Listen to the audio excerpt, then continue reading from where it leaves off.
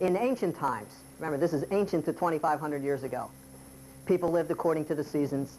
People ate according to the seasons. They didn't eat before they went to bed. They chewed their food. And he started to go into this whole story, which we all can understand now with our understanding of macrobiotics. And basically what he told them was because people followed the order of the universe and followed the order of nature, they lived to be 100 years of age, which to the Chinese was considered an important sign. 100 years was considered to be the natural allotted lifespan of a human being. So if you didn't live to that, you fell short somewhere. The Divine Agriculture, or the Book of Agriculture, and the Yellow Emperor's Classic became something like very revered, and down through the ages have been studied by many cultures, Japan, India, and subsequently people in the West, but not with the same kind of understanding as the original Chinese. From this point in time, there were many successions, many different emperors in China, and many different successions and many changes. But in the Zhou dynasty, it was in this era that the I Ching came out. This was the Book of Changes. And what this book had done, it had taken the 8 trigrams of Fu He, and it had evolved them into 64 hexagrams.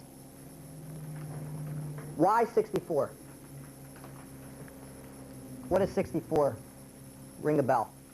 Where does the number 64 ring a bell? 8 squared.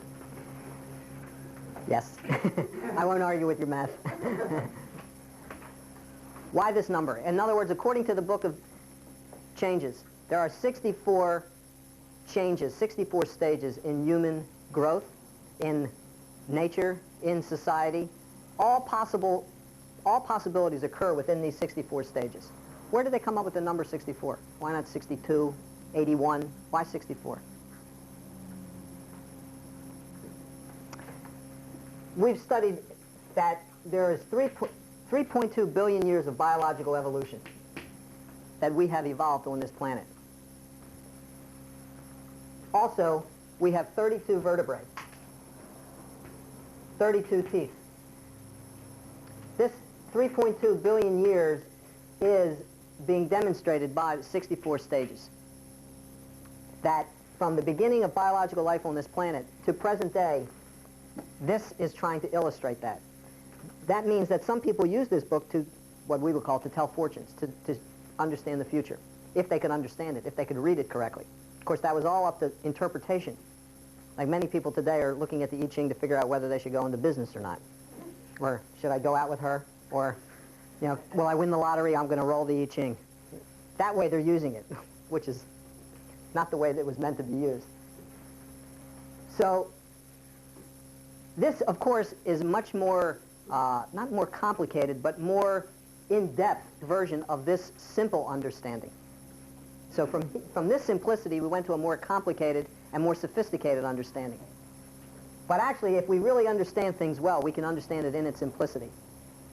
It was later on that Lao Tzu and Confucius came onto the scene in China. They were contemporaries of each other, but at the time that Lao Tzu was old man, Confucius was still relatively younger, early, 30s. They physically, supposedly met once.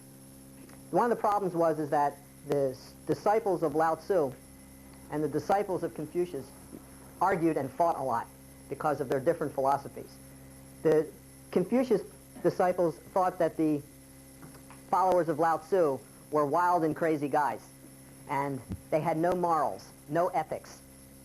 And the followers of Lao Tzu thought that the followers of Confucius were real square and real dry, that they were always trying to be ethical and moral. And so they really had very divergent philosophies. Then one day, as the story goes, Confucius went to visit Lao Tzu. And they started to talk, and Lao Tzu asked him, "Why do you try and tell people what to do? Why do you tell them you should act this way, you should say this, you should be this way? Why do you tell them that?" And Confucius answered, "Because people need to develop virtue, people need to develop their ethical, moral understanding and relationships between family and emperor, etc." And Lao Tzu just looked at him and said, "You have no faith." Afterwards, Confucius went back to his students and they said, "Well, what happened?" And his answer was, "I have seen the dragon." The dragon in Chinese mythology means the Great Spirit. Confucius then spent the rest of his life writing the commentaries on the I Ching. He sort of really changed his orientation in the latter part of his life and started to study this. Lao Tzu, as the story goes, tried to leave town. He tried to retire and leave town, and he was recalled by the emperor and instructed, please, you must write a book. You must tell us what your teaching is. And then he wrote the one and only book that he did write, which was called the Tao Te Ching. And this was his way of explaining the phenomena of nature and relationship between human being and nature. Those things were very revered in China and were studied very deeply by many scholars, philosophers, physicians, etc. India, developing Buddhism, Hinduism from the Vedanta culture, began to send monks into China. And as the monks brought Buddhism into China, they started to study the Chinese classics. Then they went to Japan to spread Buddhism, and as a result started to introduce Chinese philosophy, Chinese medicine to Japan. Japan did not have a medical book. Japan did not have an I Ching or did not have the Yellow Emperor's Classic. Basically, Japan was following a way of life using prayer, fasting, and diet as healing methods, also palm healing. They were more following a natural way of life rather than following some kind of written code. But they were much closer to China 3,000 years ago than they were today in terms of their lifestyle and philosophy. So they also used the terms yin and yang. Out of this whole process, a theory grew up.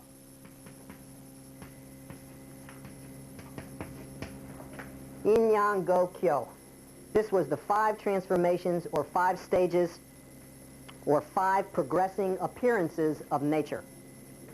5 progressing appearances of nature. And what these 5 stages were showing was literally how yin changes to yang, how yang changes to yin. How they evolve and progress in many different facets, in a human being, in nature, in the seasons, in the environment, etc. So it was a way of trying to look at change in a different stage. However, in order for us to do this, we really have to be very flexible and not literal and not try and fixate. Our problem comes from Western orientation is to always fixate and place something in something firmly, where this is trying to talk about the energy of substance and how it is fluctuating and changing, and it may appear one way at one time and then appears another way at another time. This is one of the reasons why Western science could not understand Chinese acupuncture. Of all the things that acupuncture did, the only thing that Western science was trying to look at acupuncture was as a relief from pain. And they couldn't get a good explanation of it. So first, when it first came to the Western attention, it got a lot of publicity and a lot of attention, but then it waned considerably because they couldn't understand it. They couldn't understand the scientific principle behind it. And unfortunately, a lot of Chinese practitioners can't explain it well. They can't really explain how acupuncture works. They know it does work. They know that this needle in this point will do this. In other words, they're good technicians, but they're not good philosophers. So they can't explain the technique. And as a result of that, as well as Western science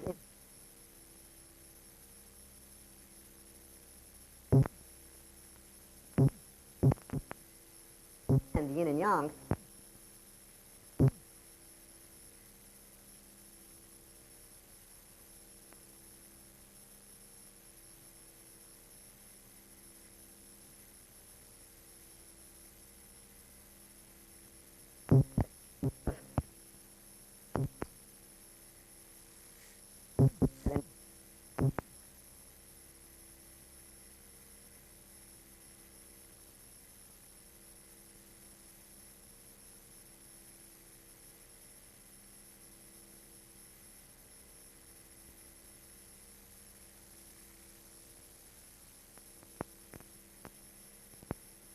it's now having another response, but it's not insidious. In other words, more serious look at acupuncture.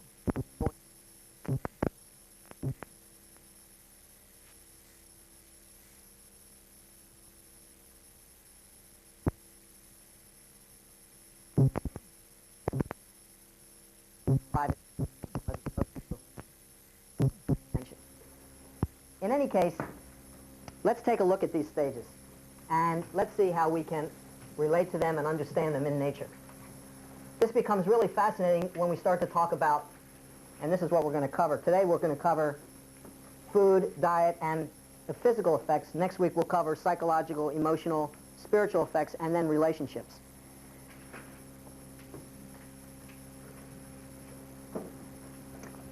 If we have to pick a starting point, we'll pick tree energy. Tree energy was also called wood. It was also called gas. It's energy that's going up. It's energy that's going up and out. Its time of season is the spring.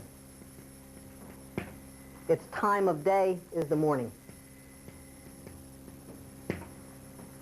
The next stage is fire energy. This is also can be called plasma.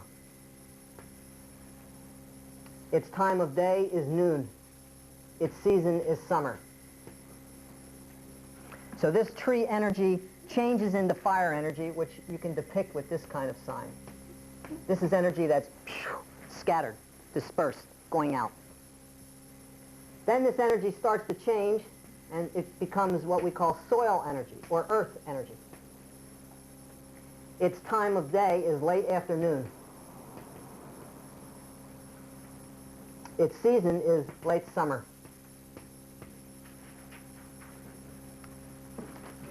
So its sign is like this. This is starting to fall, starting to come down. Then the next stage is metal, or you can also say gross matter.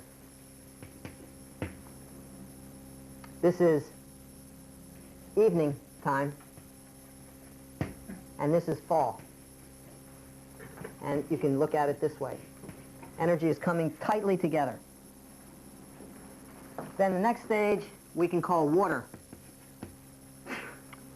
This is, or pooling. This is, the time of day is night, and the season is winter. Then if we look at nature, we can see this way. The springtime, energy comes up, shoots up, and starts to go out. Then spring changes to summer, and things start to bloom. So tree energy is sprouting up. Fire energy is blooming. Fruit comes out.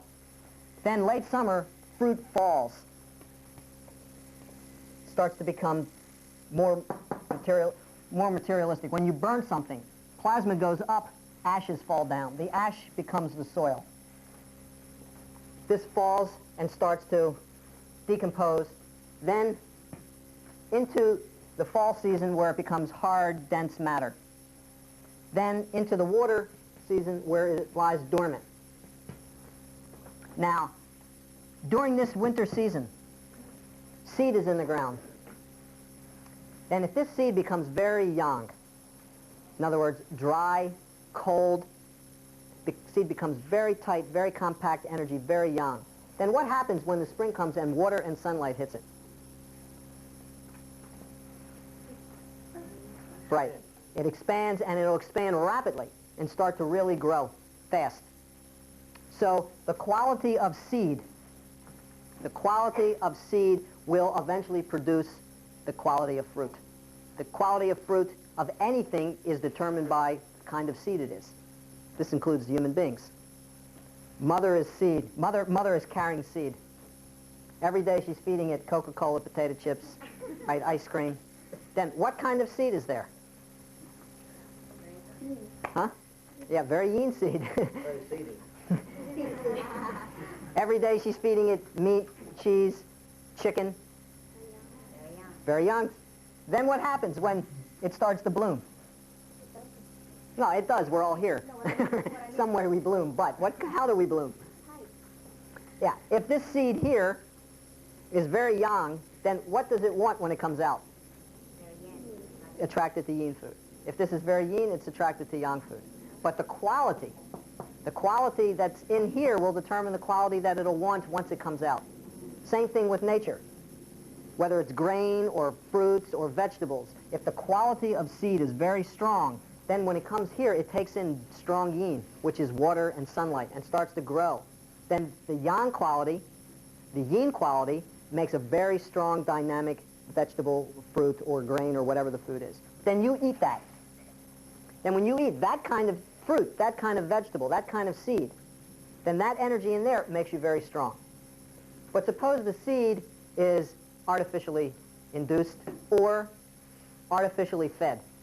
Then what happens? You're not strengthened by it when you eat it. You're weakened by it, and not only you're weakened by it, but potential problems arise as a result of that original quality being weak, which is a very prevalent problem right now in agriculture in the United States. The seeds are being bought up by the major seed companies. But they want to buy, they want to, if they could, buy up all the existing natural strains of seeds that are available. And then they want to hybridize them, which they've already done to a great extent. Very few natural seeds are left. Their thinking is that this will make more available and it'll be more economical and more proficient, et cetera, et cetera. They're not thinking that in doing that they make it weaker and weaker and weaker. Then more blight comes. It becomes more susceptible to disease, more susceptible to insects, to the wind, to rain. It can't withstand that. They get weaker and weaker, so then they need more technology to prop it up. So we have this vicious circle. Every time there's a breakthrough, agricultural breakthrough with that kind of seed, it works for a year or so. Then the back is some insect or some blight or some disease hits it, and then it costs millions of dollars to keep supporting that kind of growth. But we're eating that. So when we're eating that, we get weaker and weaker and weaker. Then the connection between the seed and degenerative disease, nobody is seeing that link. For example, now what do they want to do with food? The biggest thing that's happening now. They want to radiate it. So what happens if you radiate food? Make it even more yummy. What will happen to people that eat radiated food? Huh? Become radiated. They'll become weaker. One magic thing happens, amongst other things. Right, you glow in the dark, right? Besides that, become sterile. You're sterilizing food, right? That means no bug, no virus, no nothing. So you take milk, you put it on the shelf. You know, 7 years later, you go back, it's still there. Right? No bugs want it. They're smarter. Hey, why would we want to eat something that's dead? Now, in Western science, that's not considered dead. By their measurements and by their standards, that's perfectly all right. We've done a wonderful thing. We've increased the shelf life of something. And now we don't have to worry about all these bugs and viruses and bacteria. So to them, this is a tremendous breakthrough. But I really do feel psychologically, most people react to that. I mean, there's a lot of people that don't want to irradiate food that aren't into natural foods at all. Just the idea. They don't, psychologically, it doesn't sound right, even though they may not know the reason why. So they're having a big problem now pushing this on the public. The public doesn't know that already about 20% of the fruits and vegetables in this country are already irradiated. The big problem is that you don't know that. So there's two diverging groups. One group doesn't want it to happen at all. Another group wants it to be labeled. Right? Anyway, this is the major battle going on now in the food industry. So this process is showing basically the 12 months or the 4-season cycle in nature. Technically, this is considered the center. This is considered the center, soil or earth energy.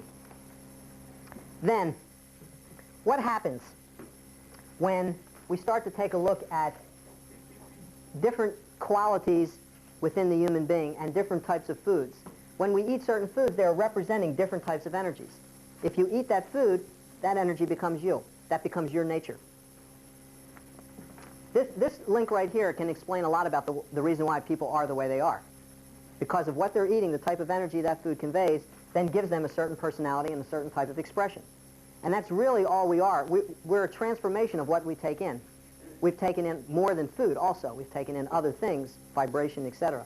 But very practically speaking, we can take a look at this, and so everybody is represented more or less by one of these types of natures, which we can get a little bit into a little later. Then, let's take a look at which organs are affected by these energies. In other words, which organs are activated by these energies. With tree, this is liver and gallbladder. This type of energy is activating liver gallbladder function. And taste-wise is represented by sour taste.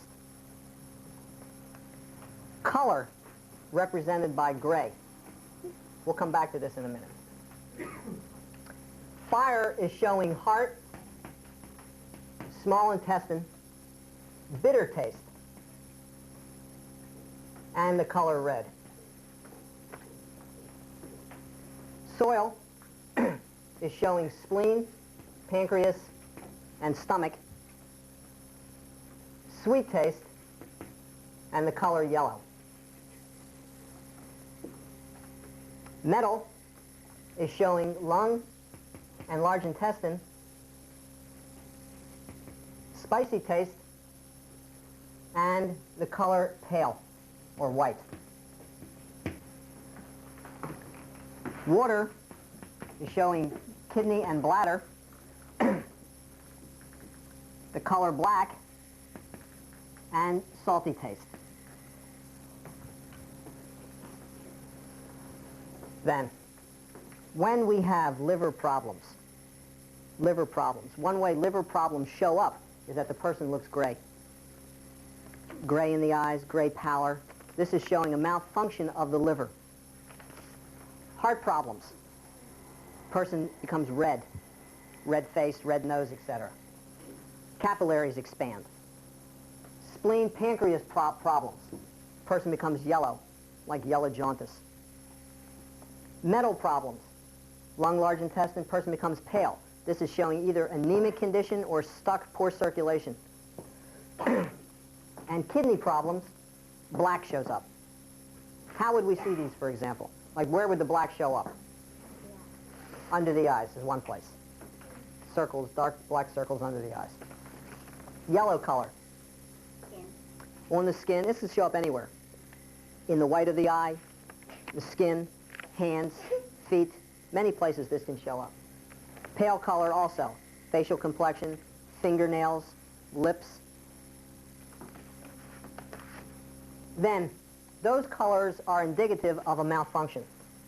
The taste that's associated with this is showing a taste that activates the energy of this organ. It activates the energy of this organ. Now, with this energy cycle, it's moving in three directions. One is this way. Another one is inside, it's moving this way.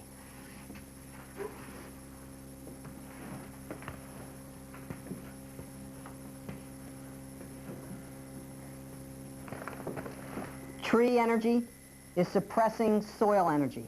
Soil energy is suppressing water energy. Water energy is suppressing fire energy. Fire energy is suppressing metal energy. This is considered negative cycle, but don't necessarily think of the word negative as our definition negative. It can be. It can be, but it doesn't necessarily have to be. Then, going this way, also, it can go opposite direction, which would be real cute. In other words, this would cause a lot of problems. Energy is going this way. If this reverses and goes this way, then there's a big problem inside the system. This is the theory, the basic theory that acupuncturists are using when they treat organs.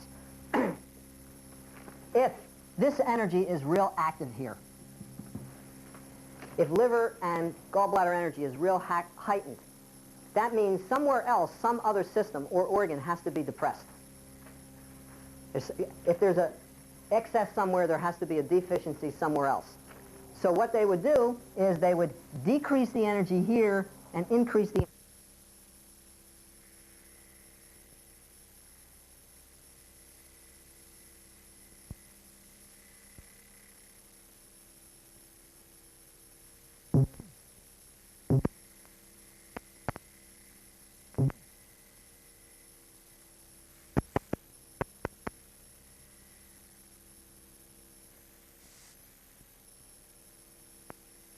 is the thinking, and is distinguished by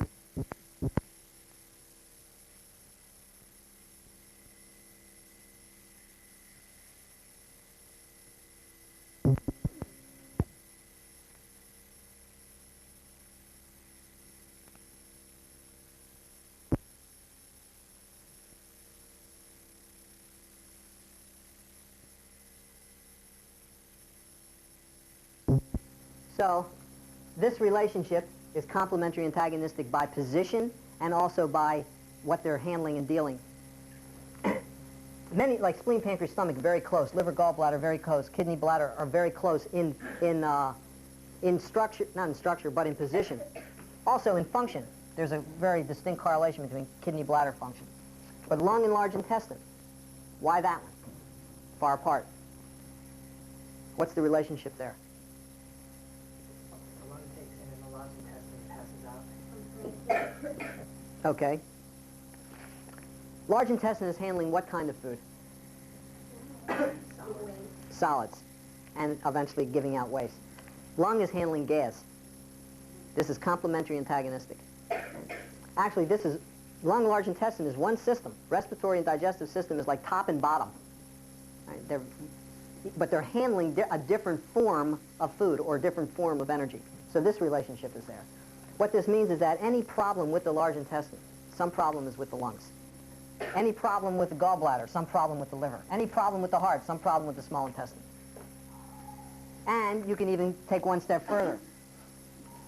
Very, very much the case follows liver problem, then there's a possibility of heart and small intestine problem, or a kidney problem, going like this way. Also, it can be antagonistic. That depends on how a person is eating. For example, suppose liver, gallbladder person likes spicy food. Right?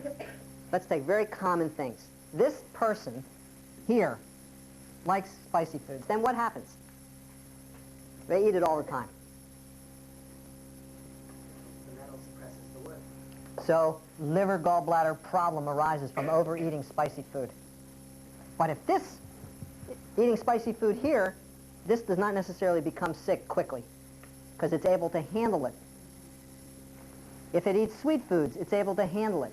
But if this takes sour foods, then lung, large intestine starts to get sick if they take too much of. So the opposite taste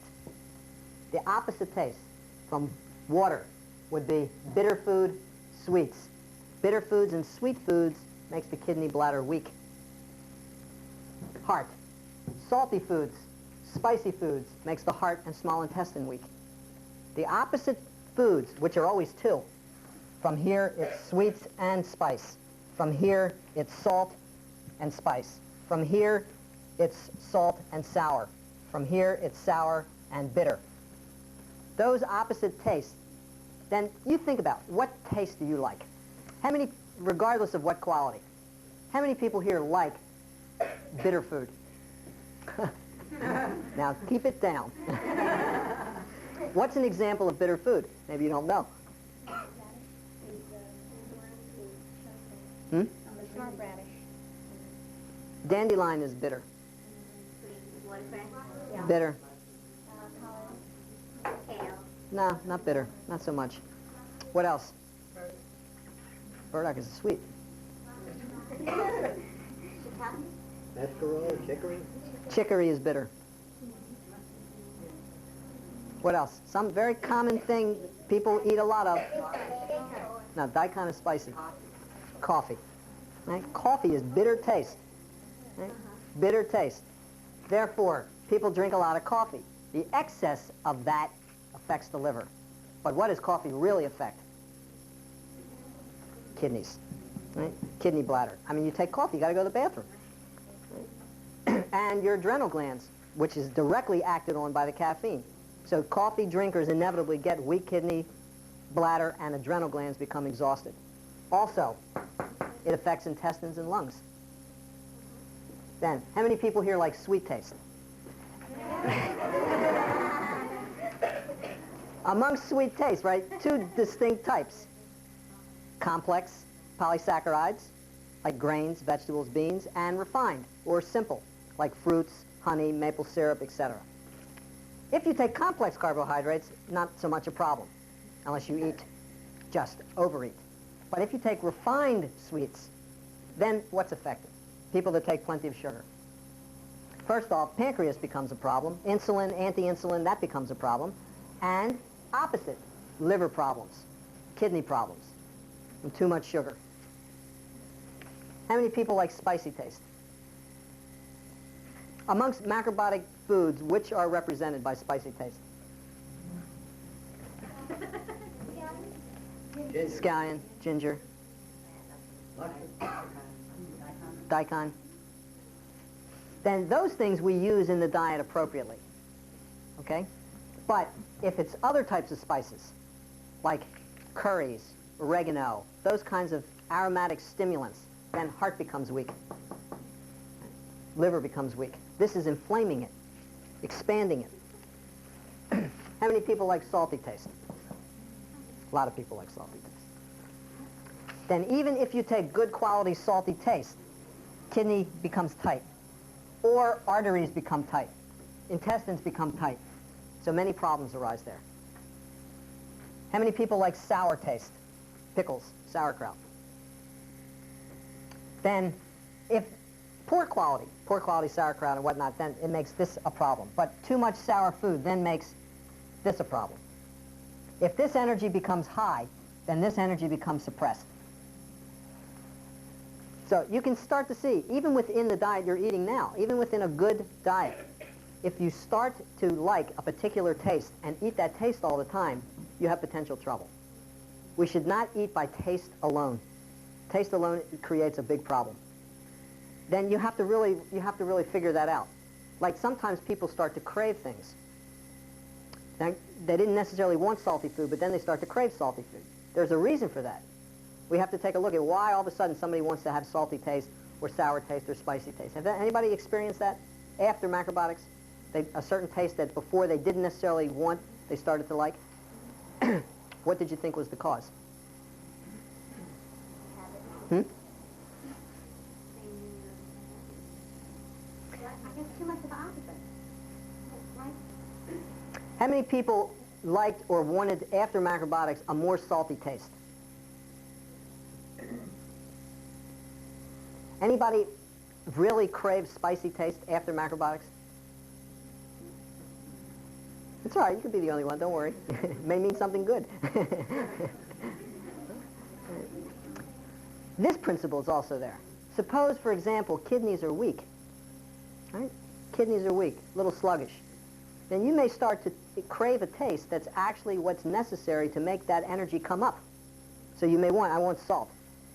Don't always think in the negative why you want something. It could be a very positive, intuitive groping. You want salt to activate this energy. Maybe it's low. Suppose you're tired all the time. You feel tired and sluggish. Salt can cause that, or lack of salt can cause that. And many times when people make a dietary change to vegetarian or macrobiotics, they go anti-salt. That's a big mistake. The question is not anti-salt, it's a question of the appropriate amount of salt. So wanting or desiring a certain taste may be just what you need. Same thing with spicy taste. Sometimes if intestines are clogged or sluggish, then we use daikon, we use ginger to accelerate circulation. So craving that taste might be exactly what you need. Then you should include that in the diet. Same thing with all these things, like bitter. What would bitter taste be good for?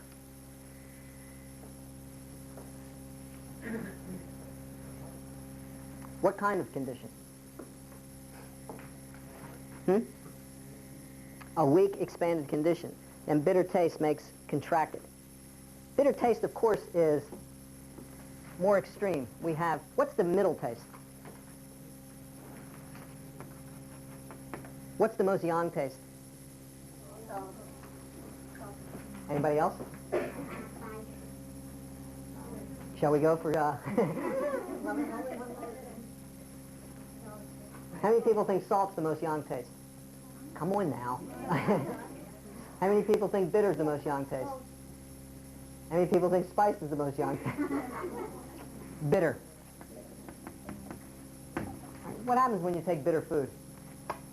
Right? Pucker up, become drawn. Right? Not necessarily salt does that, only if you take a lot of salt. Most yin taste is what? Spice. Then in between here is salt. In between here is sour.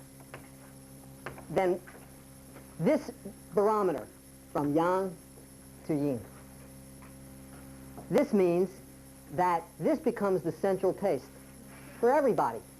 That means sugar is the main volume of food we eat. We're the biggest sugar freaks of all, right? At least 50 to 60% of our diet we are recommending should be sugar.